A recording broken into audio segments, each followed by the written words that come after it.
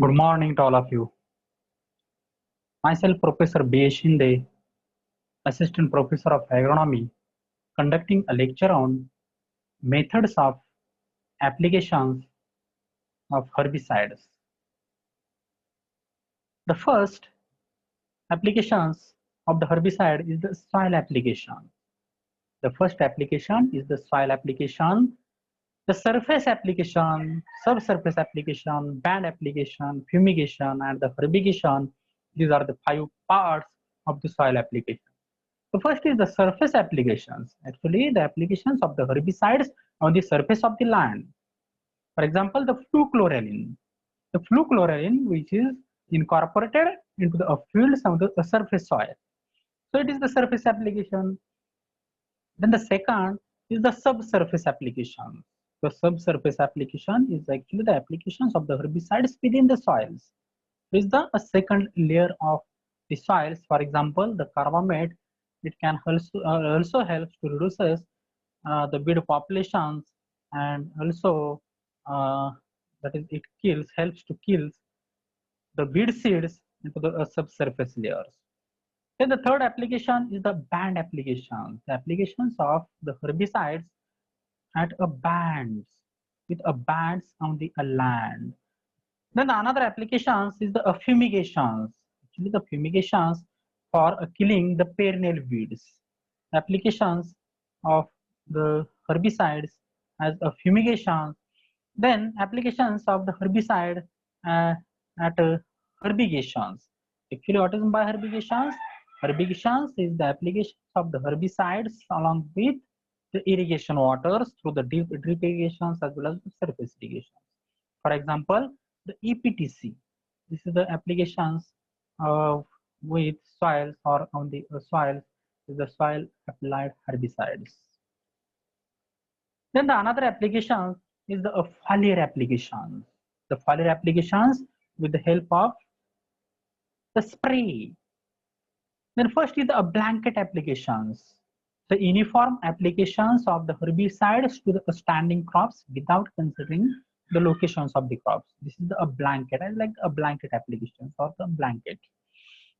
Then the second is a directed spray or the direct spray. Applications of the herbicide on weeds in between rows of the crops by directing the spray only on weeds avoiding the crops. Okay, that is the direct applications or the direct spray. Then the protected spray, the applying the non-selective herbicides on weeds by covering the crops which are a wide space with a polythene covers. Okay, this is a protected spray. Actually, it is a non-selective herbicide, protected spray of the non-selective herbicides by covering the crops which are a wide space with a polythene covers. This is a protected spray. Then the spot applications or the spot treatments of the herbicide. It is usually done on small areas having the serious weed infestations to kill it and to prevent its spread. To prevent it spread. Okay, this is the foliar applications. Then the factors influencing the choice of the herbicide. First is the crop factors. Sample the monocot like the rice has a tolerance to the 2,4-D sodium salt. And while the dicot like the soybean gets killed when used as the post-emergence. This is the crop factors. Because of that, the herbicides cannot be controlled uh, effectively or kill the weeds properly. Then the nature of the weeds present and presently is the nature of the weeds actually is if more grassy weeds, then the flusipop or the butyls is used while the 2,4-D sodium amine salt is used to control the broad-leaved weeds. This is actually the nature of weeds. Nature of the weeds is the broad-leaved weeds. Okay, broad-leaved weeds.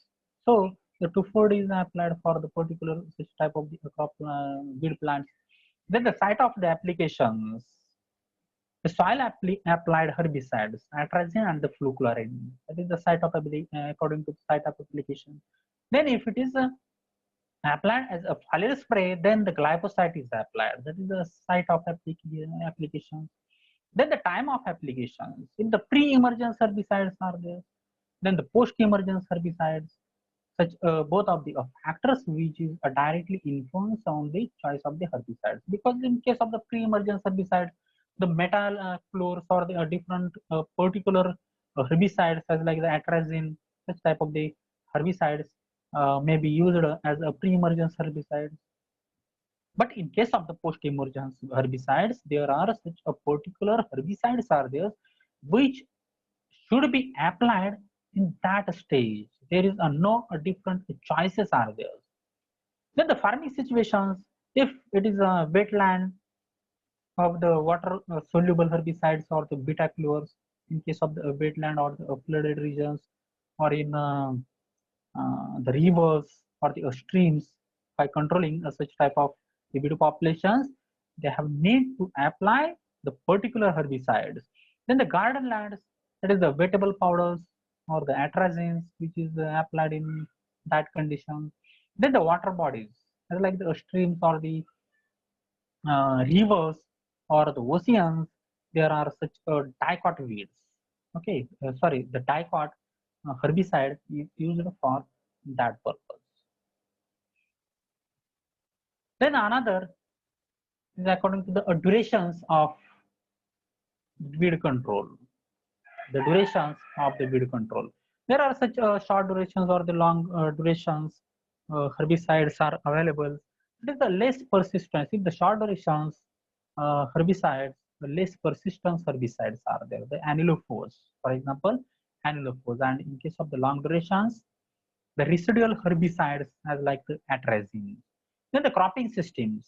If the particular cropping systems of the particular area have selected the different or the particular type of the herbicides in that areas or in that cropping systems or the cropping patterns, the maize plus the pulse combinations.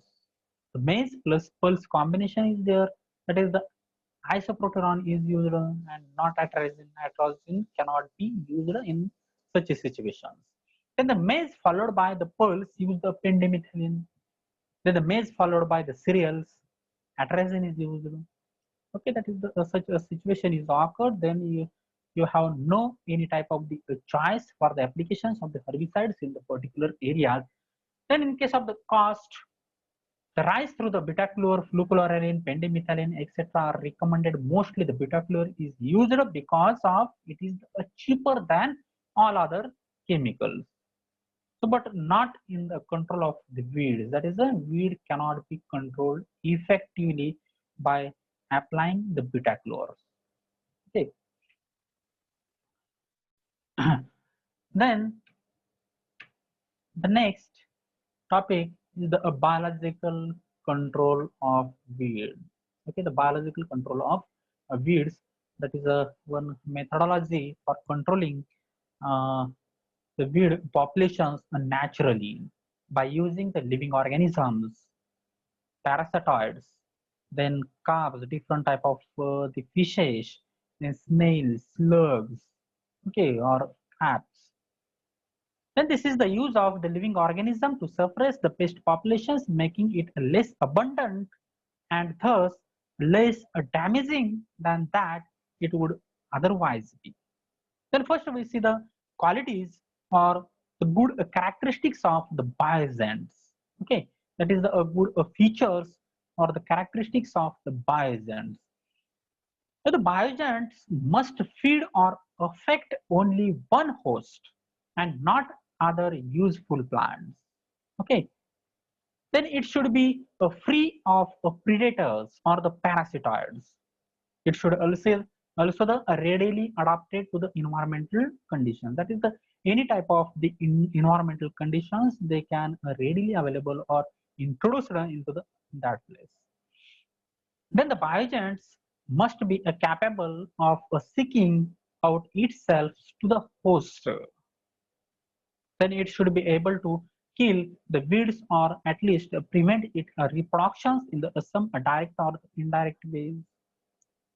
Then it must possesses the reproductive capacity sufficient to overtake the increasing of its host species without too much delay.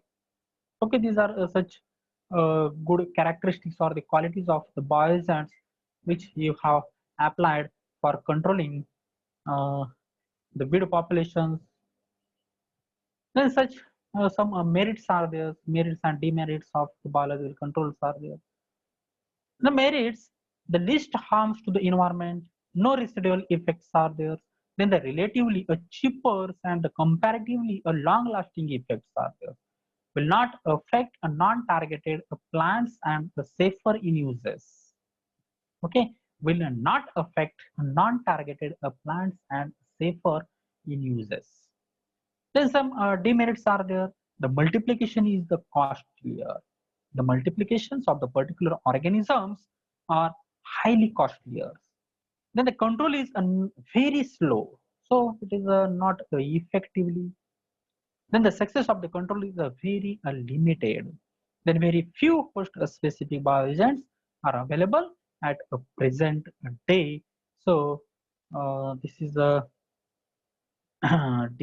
merits of the biological control.